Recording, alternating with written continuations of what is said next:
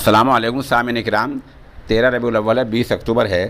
उधर लखनऊ से एक बड़ी खबर आ रही है कि कांग्रेस की कौमी जनरल सेक्रेटरी प्रियंका गांधी वड्रा को आगरा जाने के दौरान यूपी पुलिस ने हिरासत में ले लिया है। दरअसल पुलिस हिरासत में एक सफाई कर्मी की मौत हो गई थी। उस मौत के मामले में प्रियंका गांधी मारे गए शख्स के ख़ानदान से मुलाकात करने के लिए आगरा जा रही थी। यूपी की योगी आदित्यनाथ सरकार ने वहां जाने से उन्हें रोक दिया था। यूपी पुलिस का कहना है कि प्रियंका गांधी को इसलिए रोका गया क्योंकि उनके पास ज़रूरी इजाज़त नहीं है।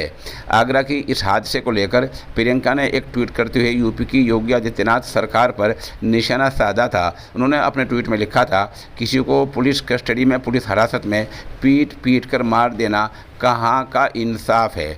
आगरा पुलिस कस्टडी में अरुण वाल्मीकि की मौत के हादसा निंदनीय है, यानी बहुत ही काबिल मजम्मत है। भगवान वाल्मीकि जयंती के दिन उत्तर प्रदेश सरकार ने उनके पैगामात के ख़िलाफ़ काम किया है।